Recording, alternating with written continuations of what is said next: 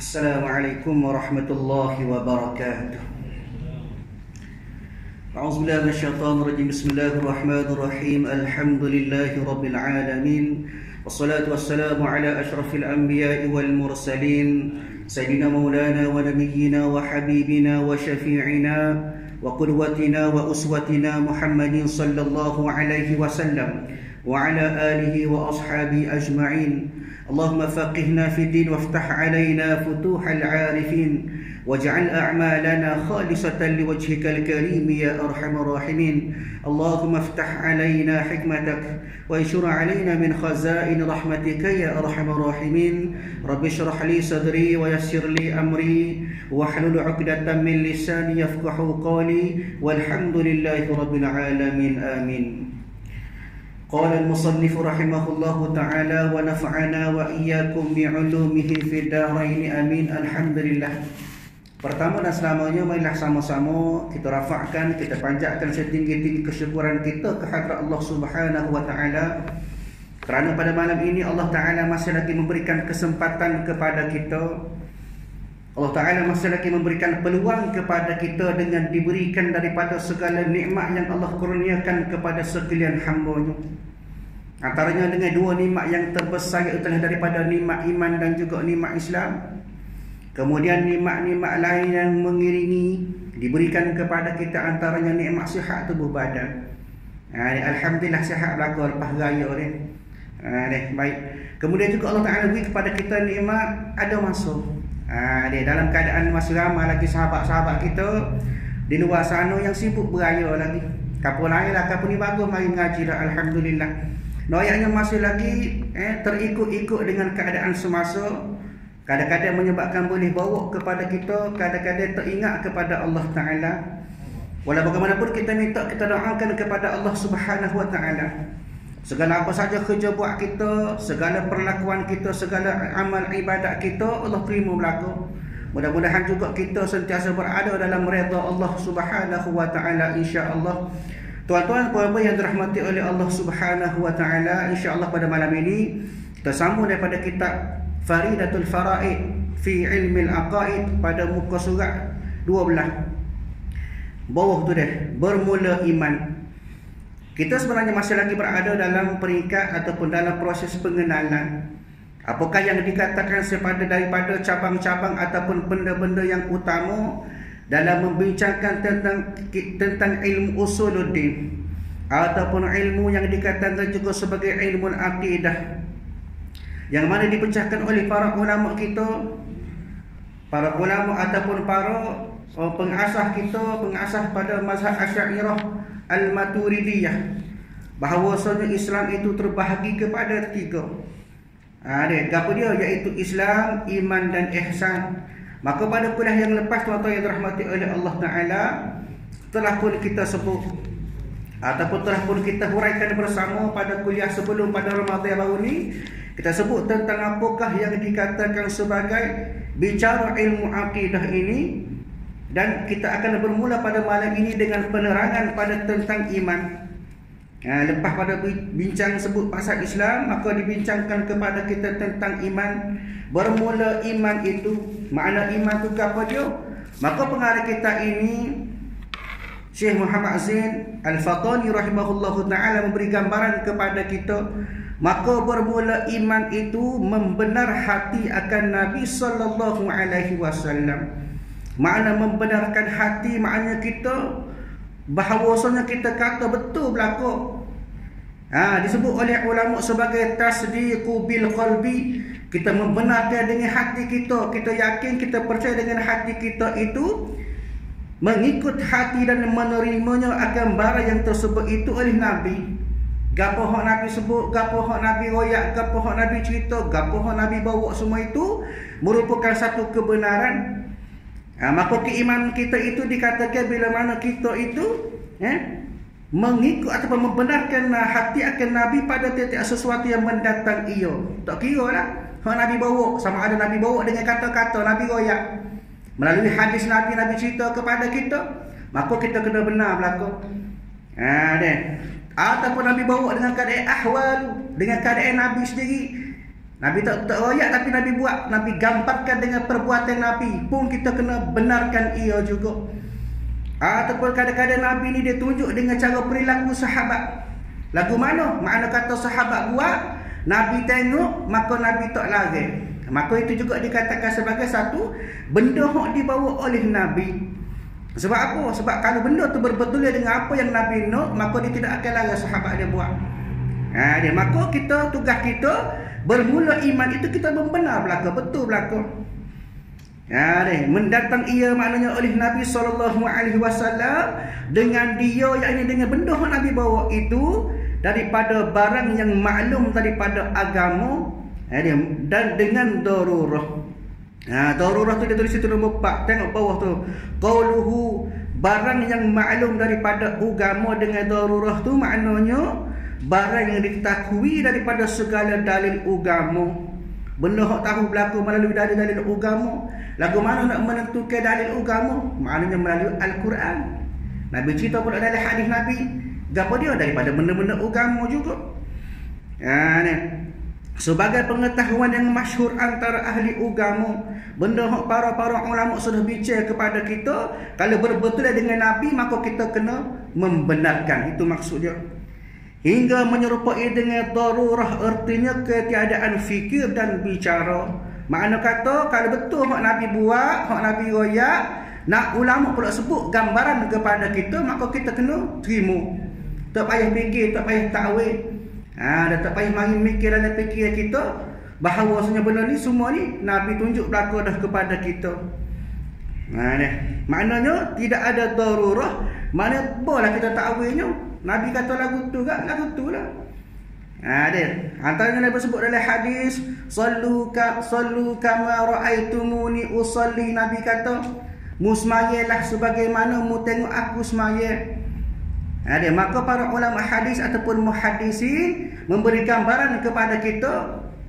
Sebab apa? Sebab kalau kita nak tengok Nabi semaya, kita tak ada. Kita sebagai orang-orang ataupun masyarakat ataupun umat di akhir zaman tak ada dengan Nabi. Nabi meninggal lama dah. 1000 tahun lebih.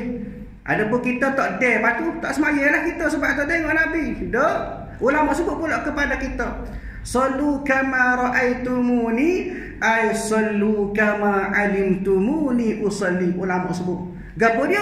Maknanya kamu semayanglah oleh kamu sebagaimana mu tahu Nabi semayang. Nak tengok tak boleh, maka ulama sebut mu tahu. Tahu lagu mana? Tahu dengan keadaan tengok. Ada juga. Siapa dia? Para sahabat, para tabi'in dengan Nabi. Adapun kita, kama alimtumuni, bagaimana mu tahu Nabi semayang, lagu itulah mu kena semayang. Maka kita, bila kita tengok pada hadis ataupun gambaran disebut oleh para ulama, maka kita kena terima lah. Tak ada kata kita nak fikir, yodoh kau Nabi. Yodoh kau Nabi royak. Kena kau dengan hukum. Yodoh kau dah hak Islam bawa, hak Islam tu Nabi sebut hak dalam Islam belaka. Jangan ada perasaan nak takwil. Sebab itu dikatakan sebagai dengan darurah, tak payah fikir. Nabi bawa betul-betul belaka dah. Maknanya bila mana kita mempercayai, kita beriman, iaitulah dengan cara kita membenarkan hati kita, terima belaka hak Nabi bawa kepada kita tanpa ada banyak fikir. Dan dikehendaki dengan membenar itu, maknanya tasdik itu lagu mana? Mengikut hati dan menerimanya akan barang yang tersebut itu tiada semata-mata mengetahui benar Nabi. Maknanya kita kata bukan setakat kita tahu tu kerana yang kita terima kerana kita tahu Nabi itu orang yang benar. Serta ketiadaan mengikut dan menerima. Dia maknanya kita tahu dah Nabi benar. Di mana kita ikut hati dengan cara kita terima benda yang Nabi bawa.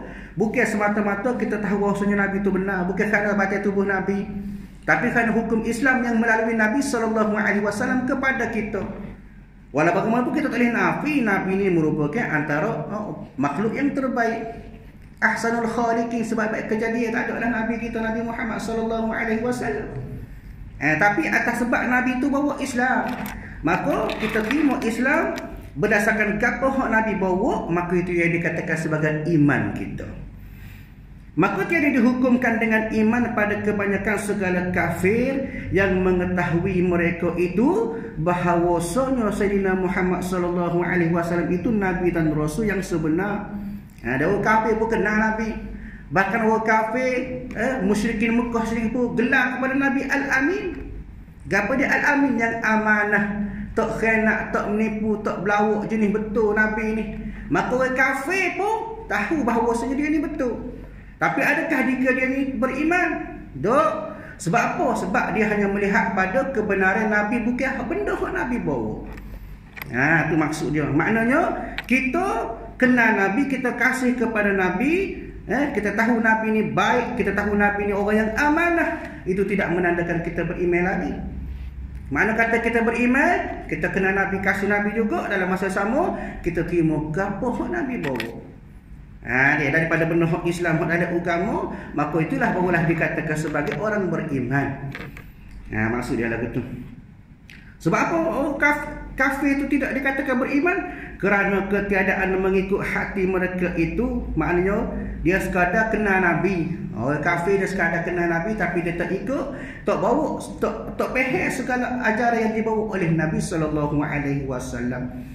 Maka kalau kita kasih kepada Nabi tapi kita tidak ikut, maka kita supaya kafir jugalah, supaya musyrikin Mekah jugalah. Di maknanya bukan setakat kita kenal Nabi, kasih kepada Nabi, bahkan kita kena ikut apa yang Nabi bawa kepada kita dengan kita membenarkan Nabi, maka itulah barulah dikatakan kita sebagai orang yang beriman. Dan ketiadaan menerimanya akan demikian itu. Makna orang kafir, orang musyrikin, dia kenal Nabi, dia kasih Nabi, dia kenal dia faham Nabi itu orang yang amanah, tapi dia tidak menerima akan demikian, maknanya tidak menerima gapo hak Nabi bawa atas dasar hukum Islam. Maknanya dengan sebab itu maksud dia dikatakan sebagai beriman bukan setakat kenal Nabi, bukan setakat kasih Nabi, tapi kita kena faham apa hak Nabi bawa, kita betul-betul terima. Bukan setakat terima saja juga, kena buat amal lah. Beriman, sekadar beriman tak jadi. Dia kena ada juga mutabik ataupun benda hak mengikuti akan keimanan kita, membuktikan keimanan kita kepada Allah melalui Nabi SAW. Kita faham Nabi bawa semaya contohnya, Nabi ajar semaya, kita faham. Kita tahu benda tu wajib, kita percaya bahawa benda tu wajib, benda tu daripada hukum, maka kita terkira beriman ke tak? Beriman dah, tapi bukan daripada al-imanul kamili. Tidak dikatakan sebagai orang beriman yang sempurna. Sebab apa? Sebab setakat beriman saja tidak ada, kita kadang-kadang semaya pun tak cukup. Ini kapal lain lah, kapal ni perlu berlaku semaya cukup 5 waktu, Alhamdulillah. Ayatnya keimanan kita bersaksikan kepada perbuatan kita atas sebab kita percaya bahawa kapal Nabi bawa itu betul berlaku daripada benda hukum Islam. Baik. Dan segala rukun iman itu 6 perkara. Ada rukun iman, ada 6 perkara. Gapo dia? Pertama, beriman, makna kata artinya percaya dengan Allah Ta'ala. Hal ni yang dikatakan sebagai sebesar-besar keimanan kita kepada Allah Ta'ala. Dalam bab beriman, hak ni tentu dah hak terbesar. Kerana apa? Kerana keimanan ini adalah kepada Khalik yang mencipta kita. Maknanya sebagai akbarul iman, sebesar-besar keimanan adalah percaya dengan Allah Ta'ala. Beriman sebenar-benar bahawasanya kita ni menyembah Allah Ta'ala sebagaimana kita sebut dalam syahadah kita tu. Maknanya bukan setakat percaya saja, kena beriman. Lagu mana beriman? Maknanya beriman percaya dengan Allah Ta'ala. Lagu mana nak beriman dengan Allah Ta'ala? Kena kenal dulu. Nak beriman dengan Allah Ta'ala, tak boleh beriman lagu tu, jah kena kenal. Barulah yang dikatakan sebagai sebenar-benar keimanan. Lagu mana kena mengaji. Dia mengaji sifat 20. Allah Ta'ala, ulama sebut, dia ni banyak daripada sifat-sifat kesempurnaan Allah Ta'ala ni tidak terhitung. Benda yang sempurna, hak tu lah ada pada Allah Ta'ala. Tapi disebut oleh para ulama, hak pentingnya, hak wajib kita faham, kita mengaji.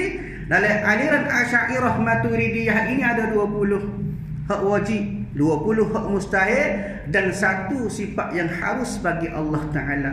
Hak lain ada juga, banyak lagi, tapi tak wajib pada kita. Kenapa?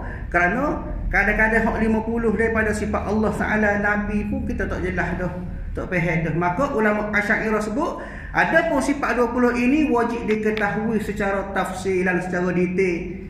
Ada pun hak lain pada sifat 20 boleh tahu, tak ada masalah. Kita nak mengaji lebih, tak ada masalah. Tapi hak tu wajib tahu secara secara ijmalan tak dididik, tafsiran secara huraian sepeh-peh tak apa, tak ada masalah dah.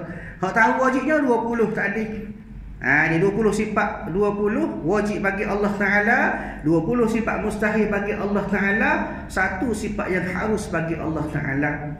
Bukan saya kata kita beriman dah dengan Allah Taala, kita tak kenal pun Allah Taala, kita tak faham pun lagu mana keadaan Allah Taala, kita tak tahu pun hak wajib pada Allah Taala, mustahil pada Allah Taala, sekadar sebut yang mulut kita beriman, maka tak dikira beriman lagi. Sebab tu kena mengaji sifat 20. Dari sifat 20 wajib pada Allah Taala, dia ada sifat nafsiyah. Nafsiyah ni khususiyah pada Allah Taala. Sifat apa? Sifat wujud bagi Allah Taala. Lepas pada ni insya-Allah kita akan sebut, kita akan hura secara lebih dalam lagi. Cuma hanya untuk pada peringkat mukadimah ini, pengarang kita ini menyebut kepada kita secara borong dulu. Nak suruh kita faham dulu apa dia yang dikatakan sebagai konsep asas dalam aliran Asy'ariyah ataupun ilmu akidah Asy'ariyah Maturidiyah ini. Maknanya faham dengan percaya kepada Allah Taala, mana kita tahu 20 sifat pada wajib bagi Allah Taala, wujud qidam baqa mukhalafatuhu lil hawadis, qiyamuhu bi nafsihi wahdaniyah qudrah iradah dan seterusnya sampai ke sifat 20 kaunuhu mutakalliman, ada 20. Kemudian kenal Allah Taala juga dengan kita tahu apa sifat mustahil bagi Allah Taala. Sifat mustahil ni hak tak patut ada pada Allah Taala. Kepada pula sifat hak berlawan pada sifat hak wajib pada Allah Taala tadi. 20 sifat pula. So sifat apa dia? Sifat yang harus bagi Allah Taala. Maknanya apa dia? Iaitu mengadakan ataupun mentiadakan segala jami'al makhluqat, sekalian makhluk. Maka hal ni dikatakan sebagai 41 sifat. 20 campur 20 campur 1 41. Tambah lagi 9 lagi apa dia? Wajib atas rasul, mustahil bagi rasul, satu sifat harus bagi rasul, maka cukup 50 yang dikatakan oleh pengasas pada mazhab Asy'ariyah Maturidiyah dalam bid'ah usuluddin ataupun akidah ini, cukup 50 barulah dikatakan sebagai aqidatul khamsin. Akidah 50. Maknanya yang pertama-tama dikatakan sebagai beriman, iaitulah rukun iman itu, iaitulah beriman kita percaya kepada Allah Taala. Bukan setakat percaya, kena beriman dengan sebenar-benar al-imanul kamil, iman yang sebenar-benar kepada Allah Taala. Itu asas dia. Ni maknanya kena mengaji belakang ni. Kalau duduk cakap di rumah dia, tak tahu, sekadar duduk dengar dia. Ada TV tak ada sebut sifat 20. Maknanya langsung kita faham sebenarnya. Dikatakan sebagai ilmu fardu ain atas diri kita. Baik. Yang kedua, beriman dengan malaikatnya, maknanya malaikat Allah Taala. Bila sebut malaikat, dia ada berapa? Ada 10. Setengah orang sebut ramai lagi. Ramai, para malaikat ni ramai. Bagaimana dikatakan oleh para ulama, bila mana kita boleh nampak para malaikat, maka pada masa-masa tertentu kita boleh tengok malaikat turun daripada langit ke atas dunia. Artinya disebut oleh ulama dalam malam ni disebut Sya'ban. Ataupun waktu tentunya apa dia? Dia sebut dalam surah Al-Qadr, tanazzalul malaikah waruhu fiha biizni rabbihim min kulli amr. Tanazzalul malaikah, diturunkan para malaikat, waruh dan juga para roh-roh sekalian orang-orang yang beriman kepada Allah Taala. Maknanya turun, ulama gambarkan sebagai bagaimanakah begitu ramai malaikat turun memberi rahmat kepada orang-orang yang mendapat peluang mengerjakan amal ibadat pada malam Lailatul Qadar. Noyaknya ramai, tapi wajib kita percaya, wajib kita faham, wajib kita tahu secara detail, iaitulah 10 orang malaikat. Orang ni zaman sekolah pun kita mengaji dah sebenarnya. Jibril, Mikail, Israfil. Israel ada Israel. Tak ada Israel tidak malaikat. Israel. Jibril kepada tugas dia menyampaikan wahyu. Hang tu kita tahu sekadar tu tak apa dah. Kepada tugas Jibril menyampaikan wahyu kepada Nabi daripada Allah Taala, wasilah ataupun perantaraan dia melalui malaikat Jibril kepada Nabi. Itu tugas malaikat Jibril. Kemudian para malaikat Mikail pula waktu rezeki kepada kita, hujan. Ada udara-udara segar kepada kita.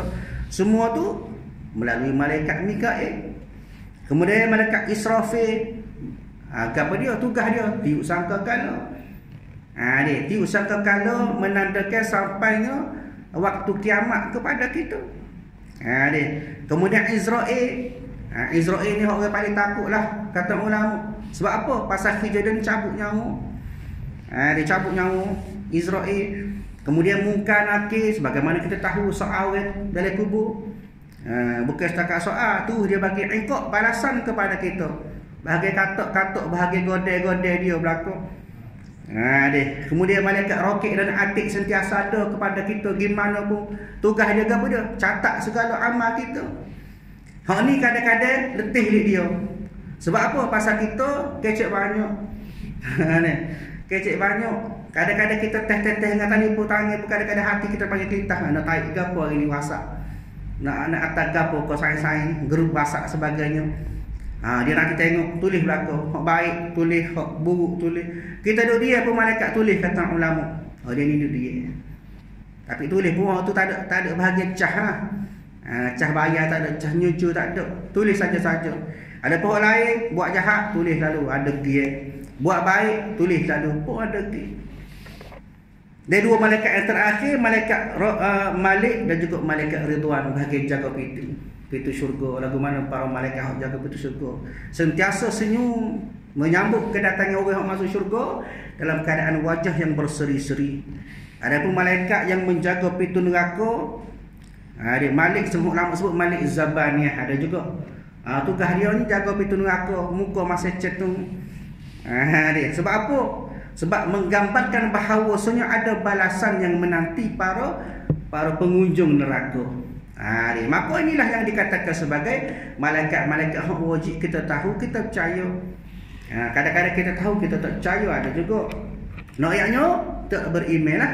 Dikatakan beriman bila mana kita percaya kepada malaikat Allah Ta'ala. Baik, yang ketiga beriman dengan segala kitab. Kitab ni ada banyak. Ada setengah tu kitab, ada setengah tu disebut sebagai mushaf ataupun risalah. Hak terutamanya ada berapa? Ada 4. Kitab Zabur kepada Nabi Daud, kitab Taurat kepada Nabi Musa, kitab Injil kepada Nabi Isa, kemudian kitab yang dikatakan sebagai Mu'jizatul Kubra, mukjizat yang terbesar, itulah kitab Al-Quran diturunkan kepada Nabi kita Nabi Muhammad sallallahu alaihi wasallam. Dan kata ulama rahimahullahu ta'ala, bila mana turunnya Quran kepada Nabi kita, maka dia menasahkan ataupun dia menafikan segala hukum yang ada pada kitab-kitab yang lain. Maknanya kitab-kitab lain pun dia kata Quran berlaku sebagai, orang kata sebagai induk kepada kitab-kitab suci yang diturunkan oleh Allah kepada manusia. Kadang-kadang ada hukum sama, tapi lebih kepada Al-Quran lah. Sebab Quran inilah yang menjadi sandaran kepada Nabi-Nabi terdahulu sekalipun. Ini sebab itulah dikatakan sebagai Mu'jizatul Kubra, mukjizat yang terbesar. Bolehkah Nabi kita Nabi Muhammad sallallahu alaihi wasallam? Ada pula yang pada 4 ni kata ulama ada diturunkan juga, tetapi secara lembaran-lembaran mushaf. Ada secara safhah, secara helak-helak, tidak banyak seperti Quran. Banyak sekali Quran lah. Tidak banyak seperti kitab-kitab lain. Tapi hak wajib kita percaya, kita yakin bahawasanya ada 4 kitab itulah yang diturunkan kepada Nabi-Nabi yang telah Allah Ta'ala pilih kepada mereka. Baik. Yang keempat, beriman dengan segala Rasul. Rasul dia berbeza dengan Nabi. Adapun Nabi disebut oleh para ulama dalam bahagian akidah. Gapo dia yang dikatakan sebagai Nabi, ta'arif dia insanun hurum min bani Adam auhallahu ilaihi wa lam yu'mar bitabligh. Ulama sebut Nabi iaitulah insanun hurum, manusia merdeka, min bani Adam, daripada kalangan anak Adam. Auhallahu ilaihi, diberi wahyu oleh Allah Ta'ala kepada mereka, walam yu'mar bitabligh, tapi tak wajib untuk sampaikan kepada orang. Itu Nabi, dia terima wahyu tapi tak wajib dia sapa kepada umum. Sekadar untuk dia terima, untuk dia amal sendiri, tak ada masalah. Tapi untuk sebar-sebar maka tak wajib. Kalau dia nak buat, nak sebar tak ada masalah, tapi tak hukumkan wajib kepada mereka. Sebab apa? Itu tugas dia lagu tu. Ada setengah ulama sebut Nabi merupakan orang-orang yang kadang-kadang dia nabi tapi dia tidak rasul. Ulama sebut ramailah nabi ni. Setengah ulama sebut ada 124,000 orang nabi. Tapi rasul pula ulama sebut kepada kita, rasul insanun hurum min bani adam auhallahu ilai wa amarahu bitabligh. Beza nabi dengan rasul. Rasul dia kena sapa benda Allah Taala turunkan kepada mereka, itu rasul. Adapun nabi tak wajib sapa kepada orang. Dia terima wahyu juga tapi tak wajib sampaikan kepada masyarakat, kepada manusia lah. Itu beza nabi dengan rasul. Ada berapa wajib kita percaya, ada berapa? Ada 25. Sesat Nabi ada siapa? Nabi Muhammad sallallahu alaihi wasallam.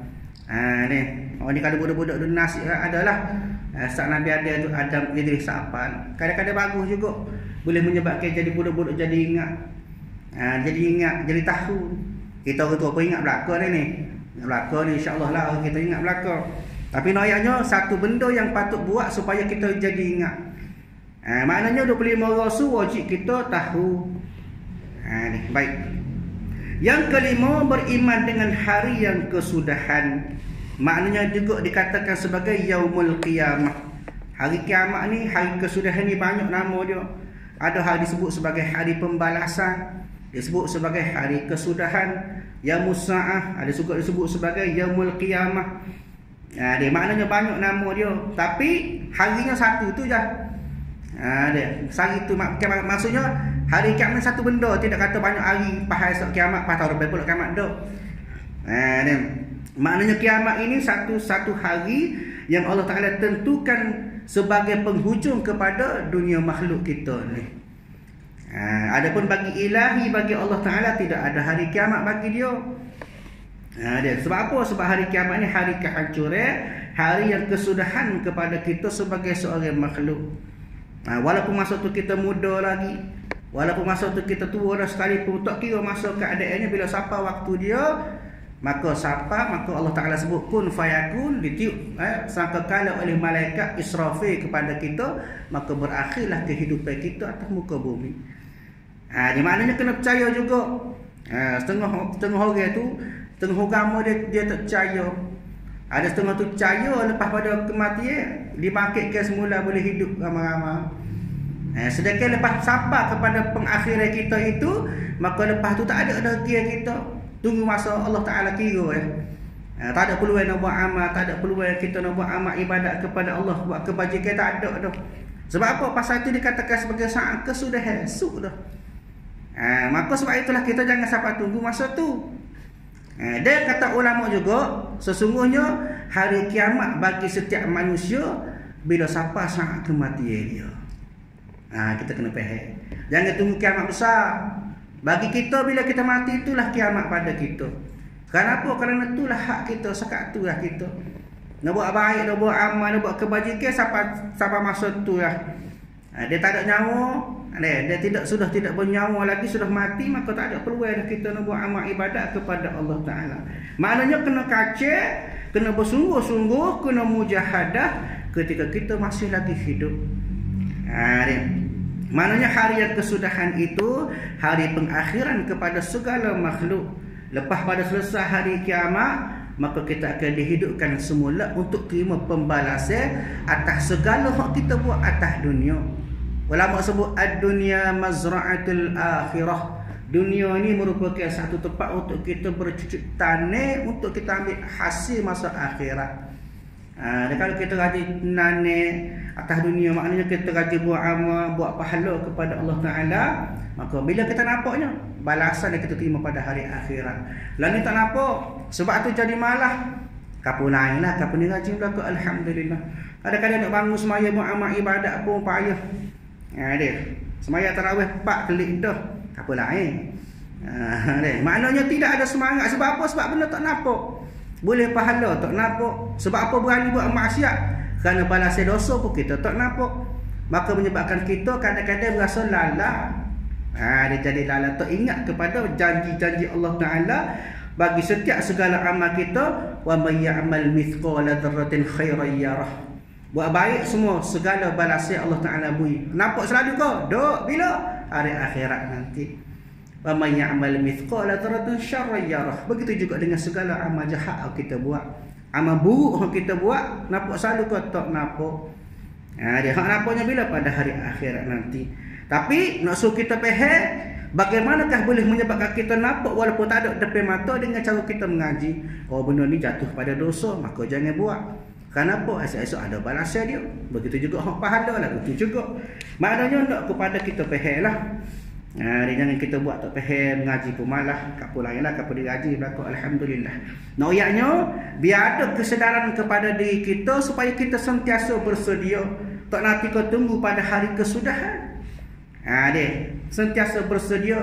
Idza jaa ajaluhum la yastakhiruna sa'ah wa la yastaqdimun, kata Allah Taala. Bila mana sampai kepada kamu saat kematian kamu, la yastakhiruna sa'ah, tak boleh kamu nak pelewat walaupun satu saat. Minta diskaun, tolonglah, boleh sehari lagi, tak ada. No kompromi. Jadi dia jenis malaikat tak terima rasuah. Punglah kita gaya lah ke mana pun tak boleh. Sampai masa kita la yastakhiruna sa'ah, tak boleh kita nak pelewat satu saat. Wala yastaqdimun, nak mati awal pun tak boleh. Sebab apa? Semua tu sudah Allah Ta'ala tentukan kepada kita. Maka bila sampai masa, Allah Ta'ala ambil kita. Sampailah masa kita, maka raya kita sebelum sampai masa buat amal kebajikan kepada Allah Ta'ala dengan sebenar-benar. Baik. Yang keenam, maknanya keenam daripada rukun iman itu, beriman dengan qadarnya baik dan jahatnya.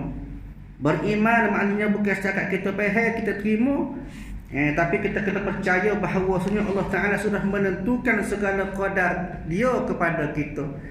Lagu mana ajar kita setara mana, rezeki kita setara mana, baik buruk kita setara mana. Artinya bahawasanya sekalian perkara sama ada elok seperti taat, benda-benda baik kita buat, amal kebajikan, buat pahala, atau keji seperti maksiat, hasil ia dengan perbuatan Allah Ta'ala atas muafakat kehendaknya pada sedia kala. Maknanya sejak azali lagi. Setengah benda memang tak boleh nak ubah, setengah benda kita boleh ubah. Dikatakan sebagai takdir, ada setengah tu boleh ubah. Maknanya dengan ubah lagu mana kita doa kepada Allah Ta'ala, minta doa dengan Allah Ta'ala berserta dengan ikhtiar cara kita tu. Maknanya semua itu atas Allah Ta'ala tentu belakang dah. Maknanya kita ni umpama sebagai satu benda yang Allah Ta'ala gerakkan kita semata-mata. Tak ada daya upaya kita sendiri, tak ada. Allah Ta'ala tentu belakang dah. Cuma kadang-kadang begitulah suku hamba-suku saat ni. Bila mana kadang-kadang kita usaha lebih, banyaklah rezeki kita. Kalau kita malah duduk lebih, tak apa, Allah Ta'ala tentu dah. Jangan. Hak tu dikira sebagai seorang hamba yang tidak menepati kepada fitrah kejadian seorang manusia di sisi Allah Ta'ala. Kita tugas kita sebagai manusia kena buat. Adapun takdir Allah Ta'ala kadang-kadang bila mana berlaku kita kena terima. Jangan nak menyalahkan Allah Ta'ala. Sebab itu disebut juga asa an takrahu syai'an wa huwa khairul lakum wa asa an tuhibbu syai'an wa huwa syarrul lakum. Di sisi Allah Ta'ala ni kadang-kadang asa an takrahu syai'an, kita tak suka benda tu, kita tak rasa benda tu, tapi fa huwa khairul lakum, benda tu baik bagi kamu, Allah Ta'ala kata. Ni kita tak rasa hidup susah, tak sega tu, tak sega ni, tapi di sisi Allah Ta'ala itu lebih baik kepada kamu. Fa'asa an tuhibbu syai'an, kadang-kadang budak nak benda tu, budak kasih pada benda tu, fahuwa syarrul lakum, tapi di sisi Allah tak molek pada kamu. Maknanya tuan-tuan yang dirahmati oleh Allah Ta'ala, segalanya Allah Ta'ala adalah sebaik-baik perancangan kita. Allah Ta'ala sebaik-baik pengatur, maka kita seruh kepada Allah Ta'ala. Dah habis ikhtiar kita, habis dah daya usaha kita, kemudian kita doa kepada Allah Ta'ala, maka lah sekali apa dia, letakkan tawakal kita kepada Allah Ta'ala. Jangan rasa nak marah kepada Allah Ta'ala. Sebab apa? Sebab hajat kita kadang-kadang tak sampai. Sebab tu kadang-kadang doa ni tuan-tuan yang dirahmati oleh Allah, kita doa macam-macam kita nak, tapi tidak semua Allah Ta'ala makbul. Sebab tu lah kadang-kadang benda tu di sisi Allah Ta'ala tak baik. Bagaimana berlaku kepada Qarun? Qarun, ulama sebut dia ni sebagai, ada ulama sebut dia sebagai sepupu Nabi Musa alaihi wassalatu wassalam. Dia berdoa kepada Allah Ta'ala supaya dia diberikan kekayaan oleh Allah Ta'ala. Dia miskin, tapi dia doa diberikan kekayaan oleh Allah Ta'ala. Maka doa dia dimakbulkan, jadi kaya. Tapi bila mana jadi kaya, jadi lupa kepada Allah Ta'ala. Doa makbul, tapi lupa kepada Allah Ta'ala. Maknanya di sini kita kadang-kadang ada sebab Allah Ta'ala tak memakbulkan doa kita. Duk minta semacam pas semaya ajak tapi Allah Ta'ala tak makbul. Sebab apa? Sebab ada sesuatu hikmah di sebalik segala yang Allah Ta'ala buat kepada kita. Sebab itulah tuan-tuan rahmati oleh Allah, suruh kepada Allah Ta'ala. Kita ikhtiar, kita doa, akhir sekali tawakal, suruh kepada Allah Ta'ala. Mudah-mudahan kita dapat benda yang baik yang Allah Ta'ala tentukan kepada kita.